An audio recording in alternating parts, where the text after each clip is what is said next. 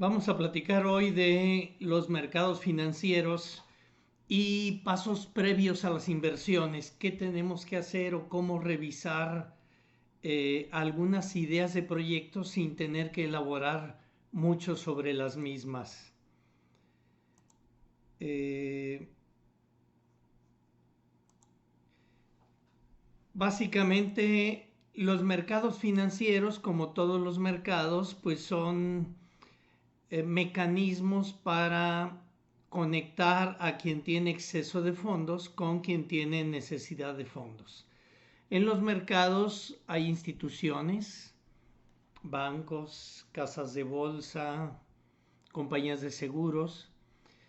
Hay normatividad porque pues hay que proteger particularmente a quien tiene menos información o que de alguna manera está desalineado en una posición en un negocio. Tiene diferentes instrumentos financieros que se comercializan a través de esas instituciones para una variedad amplia de clases de activos, acciones, bonos, bienes raíces, capital privado, deuda privada, etcétera. Y básicamente los mercados financieros intercambian fondos, servicios y riesgos. Entonces cada vez es más amplia la clase de activos, podemos ver inclusive productos derivados en los mercados financieros. Para dimensionar los mercados, pues vamos a hablar de qué tamaño es el PIB de todos los países de todo el mundo. Más o menos estamos hablando de 85 trillones de dólares americanos, de los cuales a lo mejor 18 trillones son solo de Estados Unidos. Dimensionando eso, ¿de qué tamaño son los mercados de activos financieros? Pues más o menos, según nos presenta esta gráfica, de 700 trillones de dólares, en donde a lo mejor 80 trillones, que es la línea punteada de abajo, pues habla de lo que se comercializa a través de los mercados organizados que se llaman exchanges, y lo que es la línea continua arriba se comercializa un poco más abierta entre particulares, obviamente participando mucho los bancos entre ellos, y se llama el mercado OTC, del inglés over the counter, es decir, como que dos personas sobre el mostrador llegan a un arreglo.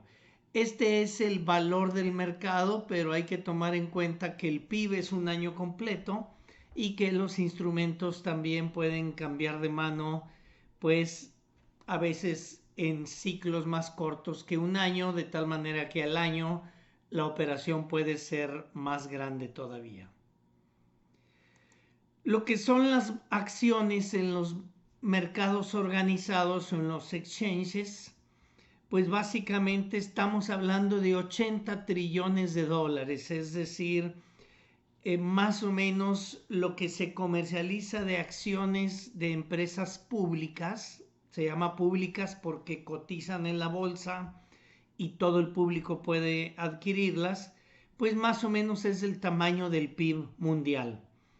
Solo Estados Unidos pues tiene 32 trillones de dólares en el valor de las acciones de las compañías que cotizan en los mercados americanos, y China tiene casi 9 trillones de dólares, es decir, prácticamente entre Estados Unidos y China tienen el 50%. Entendamos que donde hay mercados financieros, hay fondos para financiar proyectos, y al haber fondos para financiar, hay desarrollo. Entonces aquí vemos precisamente, no es casualidad que la primera y la segunda economía del mundo.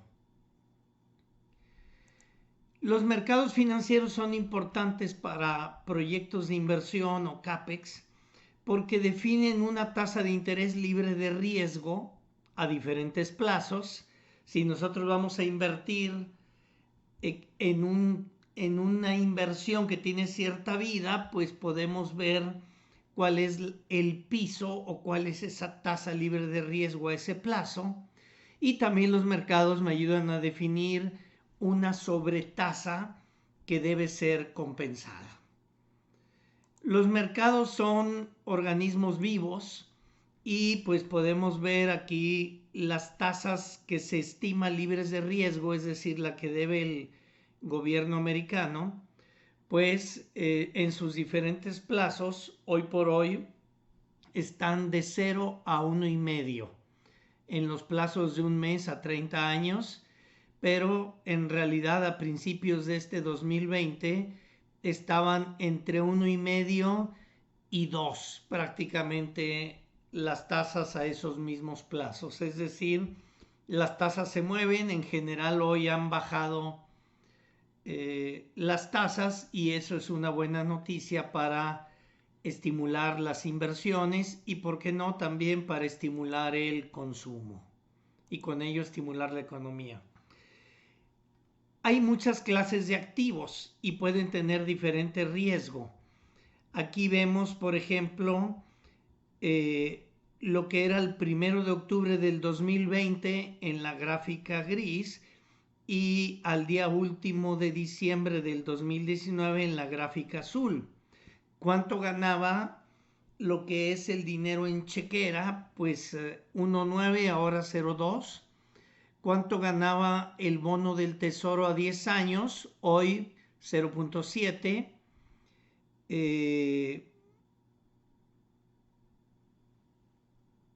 ¿Y cuánto ganan los bonos de grado inversión o de bonos corporativos grado inversión? 2,6. Calificación W 4,5. Corporativo de mercados emergentes 4,1, en general mercados emergentes 4,9 y lo que llaman high yield 6,4. Es decir, tenemos todos estos son deuda, pero de diferentes calificaciones, de diferente emisor.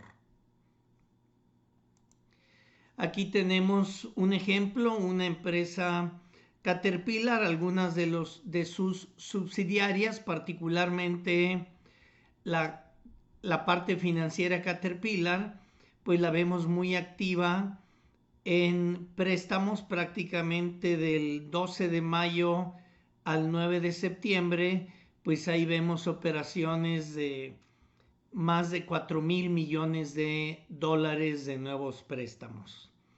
Y Caterpillar Fábrica, pues tenemos por ahí en abril un par de operaciones de 2,000 millones de dólares, deuda no convertible, porque pues la deuda puede tener algunas opciones, digamos así.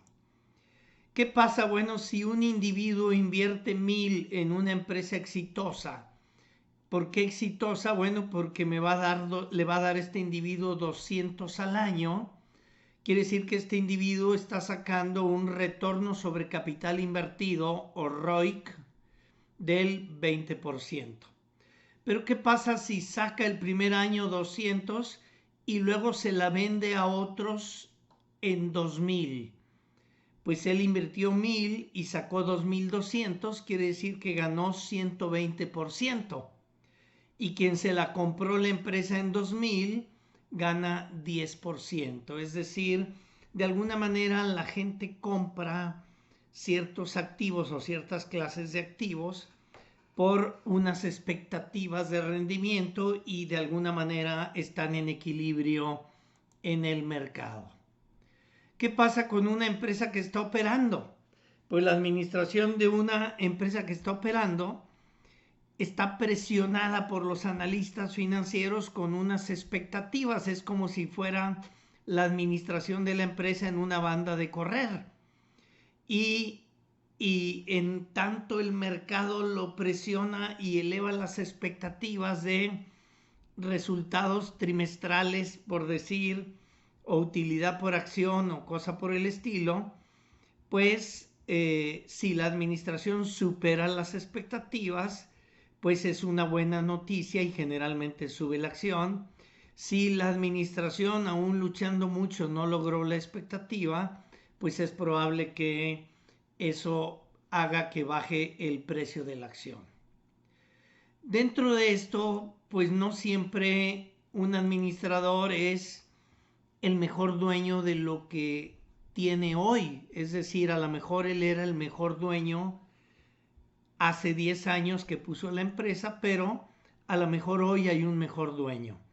Esto hace que, aparte de los mercados financieros, surja un mercado muy dinámico de fusiones y adquisiciones. Por el inglés decimos M&A o Mergers and Acquisitions. Aquí tenemos una noticia, por ejemplo, de la empresa Caterpillar, que el 5 de octubre pues adquirió la empresa Wade Oil and Gas por 405 millones de dólares. Y ahí vemos que Caterpillar fue el comprador en algunos casos, pero vemos en otros casos que Caterpillar, una de sus subsidiarias, fue el vendedor. Es una práctica común en fusiones y adquisiciones que cuando se compra o vende a un privado, pues no se despliegue la información como cuando se compra y vende a un público. Entonces, tenemos una actividad muy intensa. Se estima que 7% de las plantas de Estados Unidos cambian de dueño cada año. Esa es la dinámica que vemos en fusiones y adquisiciones. Entonces, ahora, ¿qué pasa con las inversiones reales que hace una empresa o el gasto de capital o la adquisición de bienes de capital? Pues primero que todo, la empresa tiene que definir cuál es su costo. Y su costo no es cuánto quisiera yo ganar. Su costo debe ser un precio de equilibrio en el mercado en base a lo que el mercado compensa y en base a los atributos que tenga un proyecto. El modelo más sencillo es el KPM, que ahorita lo voy a comentar, pero en realidad el costo depende de los parámetros que deben ser compensados y de las condiciones del mercado de capital. El mercado de capital me define una tasa libre de riesgo, que ya la veíamos hace rato, y un equity risk premium, es decir, un premio que debe ganar el que sea dueño de acciones. En realidad el costo de capital no depende del origen de los fondos. No me importa si estaba abajo del colchón, no significa que para invertirlo en un proyecto entre con un costo cero. El costo lo define los atributos que tenga el proyecto y no el origen de los fondos. No depende de la identidad de la compañía, ni tampoco depende de lo que establezca la administración. Es más, eventualmente administradores dicen: yo soy más exigente, súbele al costo de capital. Y eso no es correcto. Y no es correcto, ¿por qué? Porque al subir costo de capital, pues simplemente voy a dejar de invertir a lo mejor en proyectos de muy bajo riesgo y voy a invertir solamente en proyectos de alto riesgo, primero. Segundo, cuando el costo de capital es exagerado, la capitalización de intereses hace que los proyectos largos pues nunca pasen. Y típicamente voy a invertir solamente en proyectos cortos. Entonces voy a invertir en proyectos riesgosos y cortos. Y estoy induciendo un sesgo en mi decisión de inversión. Es decir, la intención es que el costo de capital sea una variable insesgada. El KPM, que es uno de los modelos para definir costo de capital, define una tasa libre de riesgo. Aquí los números los puse como ejemplo, que es la línea punteada, y un equity risk premium por cada unidad de riesgo. En finanzas usamos beta como una medida de riesgo, y beta de alguna manera es que tanto sobre reacciona o subreacciona los rendimientos de un activo en particular con respecto a los rendimientos de un portafolio de referencia.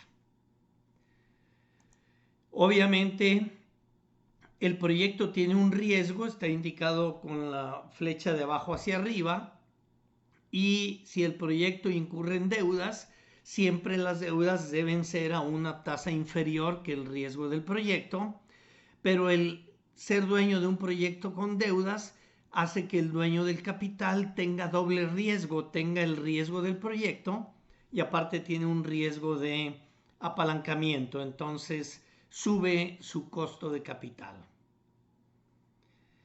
Podemos ver aquí que en realidad, ¿cómo sería el proceso de decisión de inversión? Pues tengo metas y necesidades.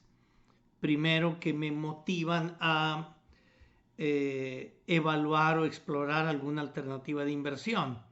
Luego tengo en color celeste claro, con la explicación a la izquierda, voy explorando ideas, voy explorando alternativas de diseño, voy revisando los tamaños que debería tener algún negocio y voy haciendo sensibilidad, y es lo que vamos a aclarar en un rato más, aquí mismo. Ya si eso prospera y se ve bien, pues ya hacemos el business case o el caso de negocios, y básicamente, pues típicamente contiene los contenidos que están en color gris del lado derecho, donde prácticamente cada supuesto tiene que ser fundamentado en alguno de esos capítulos. Ya si esto hace que proceda la inversión, pues vamos a hacer los proyectos complementarios de ingeniería, los cálculos específicos para ubicaciones específicas, vamos a implementar el proyecto. Ya que lo implementamos, vamos a monitorear y controlar el plan de negocio, el business case, me arroja presupuestos y esos presupuestos también me dan una guía para monitorear, y posteriormente evaluación y recompensa, no solo al administrador, sino también al que desarrolló el plan si lo hizo bien. Entonces, solamente en esa fase de exploración, diseño, equilibrio y sensibilidad es para explorar una idea, hacer un modelo sumamente simplificado para explorar la idea. ¿Cuánto debo vender? ¿De qué debo rebasar para que esto empiece a ser atractivo? ¿Cuál es mi punto de equilibrio financiero? Un punto de equilibrio financiero es cuando el valor presente neto fuera igual a cero. Entonces, punto de equilibrio particularmente, pues tenemos el punto de equilibrio contable cuando la utilidad del año es cero. Punto de equilibrio de flujo es cuando el flujo del año es cero. Y punto de equilibrio financiero es cuando el valor presente neto sea cero, es decir, que de alguna manera se cubran los costos fijos, que es el término de la mera derecha, y de otra manera se cubra la inversión, que es el primer término después de la igualdad. Para ejemplificar esto, pues tengo un pequeño caso. Suponga que la compañía Boeing planea lanzar la siguiente generación de aviones llamado Sweet Dream Plane. El precio unitario será de 120 millones de dólares, el costo variable de 90 millones de dólares. Los costos fijos al año de la planta que va a hacer esto son de 100 millones de dólares. La tasa de impuestos 34%. La inversión fija bruta es de 4,000 millones de dólares. Sin embargo, es posible que el valor presente de todos los escudos fiscales se pueda vender y financiar por separado, es decir, que para hacer la inversión cuento con esa posibilidad de ingresar 506 millones de dólares, de tal manera que me quedaría una inversión neta de 3,494 millones de dólares. Si esta generación de aviones durara 15 años, ¿cuál sería el punto de equilibrio?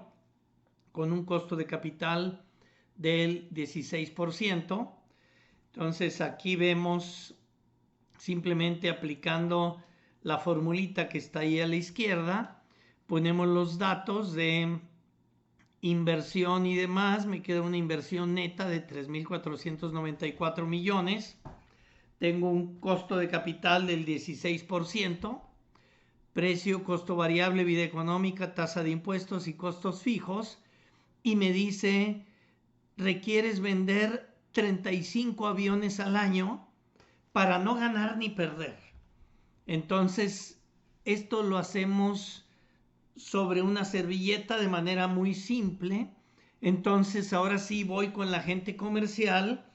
Oye, sal a ver con los clientes que compran aviones, a ver qué les parece un avión que tenga estos atributos de capacidad, de autonomía, de eficiencia energética, etcétera. Y sondeando, pues ya tengo un número, tengo una marca, un milestone que me dice, si no rebaso de 35 aviones, no estoy generando valor. Y obviamente, si esos 35 aviones los multiplicamos por 120 millones de dólares, pues ya me da los 4,200 millones de dólares de facturación que tiene que hacer esta planta que haría este nuevo avión. Muy bien, pues sin más, espero que sea de utilidad para ustedes esta pequeña presentación.